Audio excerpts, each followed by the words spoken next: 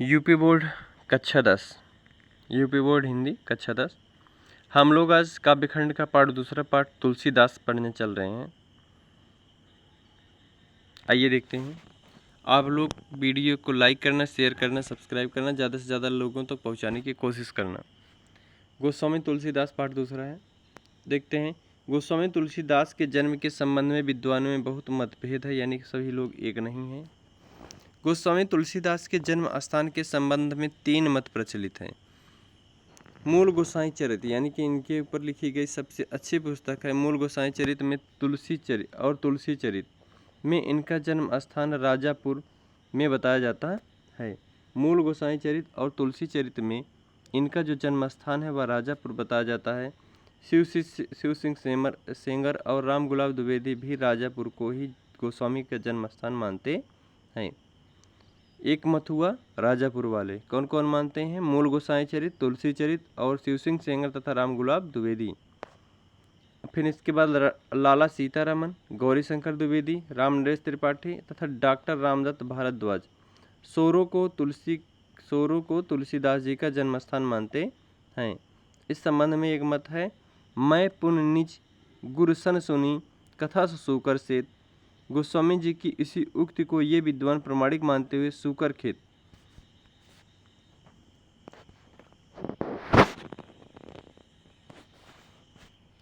मैं पुन निज गुरसन सुनी कथा सूकर खेत। गोस्वामी की इस उक्ति को ये विद्वान प्रमाणिक मानते हुए सूकर खेत का अभिप्राय सोरो से मानते हैं। इसमें जो सूकर खेत है उसी को सोरो मान लिए हैं। आचार्य रामचंद्र शुक्ल का अभिमत है कि सूकर खेत को भ्रम से सोरो समझ लिया है, यानी कि आचार्य रामचंद्र शुक्ल हिंदी के सर्वश्रेष्ठ आलोचक हैं रामचंद्र शुक्ल। इन्होंने कहा है कि जो सूकर खेत आया है भ्रमवश ये लोग उसे सोरो समझ लिए हैं, लेकिन प्रचलित रूप से जो प्रचलित है तुलसीदास का जन्म संवत 1554 विक्रमी संवत श्रावण शुक्ल पक्ष सप्तमी को चित्रकूट जिले के अंतर्गत राजापुर ग्राम को माना जाता है। इनके पिता का नाम आत्माराम दुबे तथा माता का नाम हुलसी था। इनके जन्म के संबंध में निम्न दोहा प्रसिद्ध है।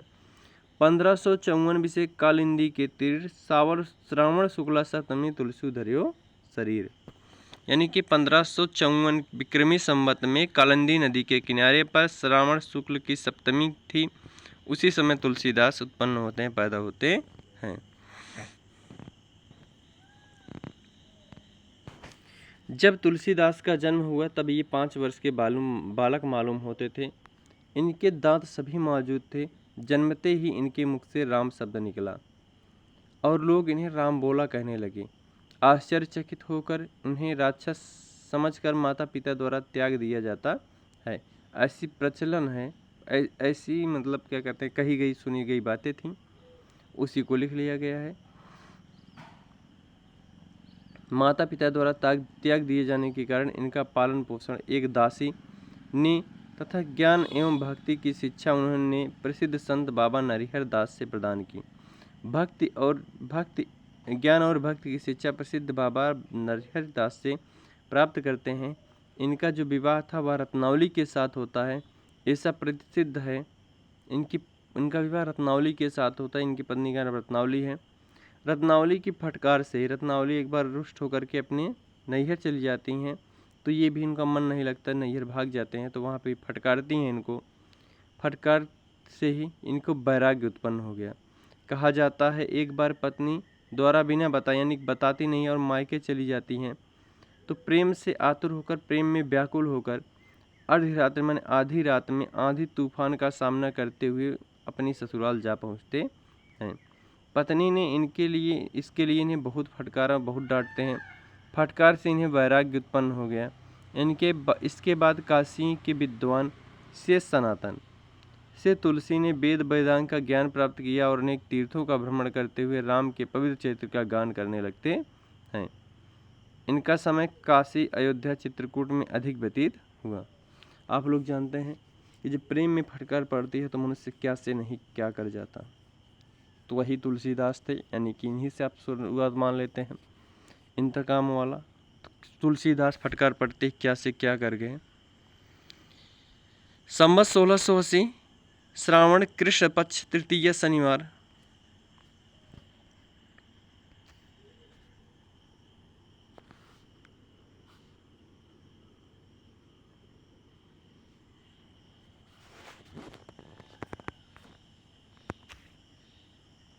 को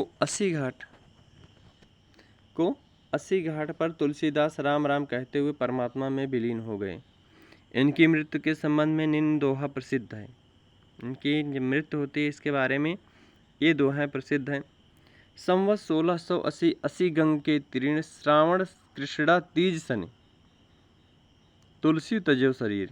संवत 1680 संवत विक्रमी संवत 1680 में अस्सी गंग के किनारे पर श्रावण कृष्णा तीज सनि तुलसी तजो शरीर, तुलसीदास अपने शरीर को परित्याग कर देते हैं। ये राम के भक्त थे। इनकी भक्ति दास्य भाव की थी। संवत 1631 में इन्होंने अपने प्रसिद्ध ग्रंथ रामचरितमानस की रचना आरंभ की थी। ये पूछा जाता है, आएगा, कन्फर्म है आएगा। 1 नंबर आप लोगों का यहीं से है। यानी कि संवत 1631 में उन्होंने अपने प्रसिद्ध ग्रंथ रामचरितमानस की रचना आरंभ कर दी थी। इनके इस ग्रंथ में विस्तार के साथ राम के चरित्र का वर्णन है। तुलसी के जो राम है, शक्ति, शील और सौंदर्य तीनों गुणों का अपूर्व सामंजस्य है।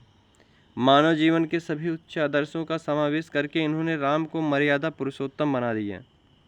जो मानव के जीवन के सभी उच्च आदर्श हैं, उच्च बातें हैं, उच्च आदर्श हैं, उनका समावेश करके इन्होंने राम को मर्यादा पुरुषोत्तम बना देते हैं। रामचरितमानस बड़ा ही लोकप्रिय ग्रंथ है। विश्व साहित्य के प्रमुख ग्रंथों में इसकी गणना की जाती है। यानी जो विश्व के प्रसिद्ध ग्रंथ है उसमें इनके रामचरितमानस की गणना होती है। रामचरितमानस के अतिरिक्त इन्होंने जानकी मंगल, पार्वती मंगल, राम ललानाछु, रामाज्ञा प्रश्न, बरबय रामायण, दोहावली, कवितावली, गीतावली, विनय पत्रिका आदि ग्रंथों की रचना की। इनकी रचनाओं में भारतीय सभ्यता और संस्कृति के संपूर्ण चित्रण देखने को मिलता है। अपने समय तक प्रचलित दोहा, चौपाई, कवित्त, सवैया, पद आदि काव्य शैलियों में तुलसी ने पूर्ण सफलता के साथ काव्य रचना की। इनके काव्य में भाव पक्ष के साथ कला पक्ष की भी पूर्णता है। उसमें सभी रसों का आनंद प्राप्त होता है। स्वाभाविक रूप से सभी प्रकार के अलंकारों का प्रयोग करके तुलसी ने अपनी रचनाओं को प्रभावोत्पादक यानी कि प्रभाव डालती हैं बना दिया। इनका ब्रजभाषा और अवधि पर समान अधिकार था। तुलसीदास एक ऐसे कवि हैं जिस प्रकार से ब्रजभाषा में रचना करते थे उसी प्रकार से अवधि भाषा में भी रचना कर सकते थे। कवितावली, गीतावली, विनय पत्रिका आदि रचनाएं ब्रजभाषा में हैं और रामचरितमानस अवधि भाषा में है। अवधि को साहित्यिक रूप प्रदान करने के लिए इन्होंने संस्कृत शब्द का भी प्रयोग किया है, पर इससे कहीं भी दुरूहता नहीं आनी पाई है। संस्कृत शब्दों के भले ही यूज प्रयोग करते हैं, लेकिन कभी भी ऐसा नहीं लगा कि भाषाएं अलग अलग हो गई हैं। तुलसी ने अपनी भक्ति भावना का अविरल धारा हिंदी पाठकों को मंत्रमुग्ध कर दिया है। उनके काव्य के समान जनता के हृदय पर किसी अन्य कवि का प्रभाव नहीं है। हिंदी के सर्वश्रेष्ठ और अमर कवि तुलसीदास जी श्रेष्ठ भक्त, ज्ञानी, विचारक, लोकनायक, दार्शनिक और मानव मन के कुशल पारखी हैं, परखने वाले हैं। तुलसीदास जी हिंदी काव्य जगत के अमूल्य धरोहर हैं। उन्होंने रामचरित महाकाव्य में श्री राम के मर्यादा पुरुषोत्तम चरित्र का अंकन के साथ साथ श्री राम को शिव जी का और श्री राम देखो ना इसका क्या है, श्री राम को शिव जी तथा शिव जी को श्री राम का भक्त प्रदर्शित करके अद्वितीय समन्वय की भावना की स्थापित की है। इस प्रकार दिखाया गया है राम भगवान शिव जी की आराधना करते हैं और शिव जी राम भगवान की आराधना करते हैं। हिंदी साहित्य में इनका योगदान अतुलनीय है।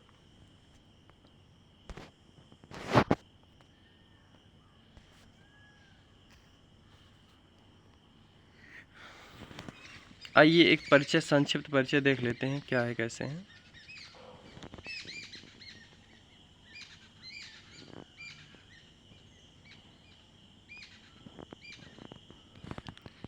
कवि एक संक्षिप्त परिचय। जन्म संवत 1554 विक्रमी संवत यानी कि सन 1632 ईस्वी में हुआ था। जन्म स्थान राजापुर गांव चित्रकूट माना जाता है। बचपन का नाम इनका था राम बोला। माता और पिता इनके कौन कौन थे, तो माता का नाम था हुलसी और पिता का नाम था आत्माराम दुबे। मृत्यु होता है संवत 1680 यानी कि 1623 ईस्वी में। इनके गुरु शिक्षक कौन है? तो नरिहर दास। लेखन विधा इनकी है काव्य में लिखते हैं। शिक्षा संत सनातन बाबा नरिहर दास ने भक्त के साथ साथ वेद वेदांग दर्शन इतिहास पुराण आदि की शिक्षा दी है। इनकी 2 गुरु का उल्लेख हुआ है, गुरु शिक्षक बाबा नरिहर दास, और शिक्षा जो वेद वेदांग की पाते हैं, इतिहास पुराण की पाते हैं, वह बाबा नरिहर दास से पाते हैं। भाषा इनकी क्या है? तो अवधी ब्रज भाषा है। भाषाएं 2 प्रकार की भाषा है, एक भाषा अवधी है तो एक भाषा ब्रज भाषा है। शैली छप्पह, दोहा, चौपाई, गीत, कवित्त, सवैया। रचनाएं रामचरितमानस, जानकी मंगल, दोहावली, गीतावली, पार्वती मंगल, राम ललन अछू, रामाज्ञा प्रश्नावली आदि। साहित्य में स्थान तो साहित्य में इनका सर्वश्रेष्ठ स्थान है, इनके टक्कर का आज तक कोई कभी नहीं हुआ है। श्रेष्ठ भक्त ज्ञानी विचारक, श्रेष्ठ भक्त हैं, ज्ञानी हैं, विचारक हैं, लोकनायक हैं, दार्शनिक हैं, मानव जीवन के सफल पारखी के रूप में सर्वश्रेष्ठ कवि हैं। इसी के साथ अपने वाणी को विराम देते हैं। जय हिंद, जय भारत। अगर आप लोगों को वीडियो समझ में आया हुआ, वीडियो अच्छा लगा हो तो कृपया वीडियो को लाइक करना, शेयर करना, सब्सक्राइब करना।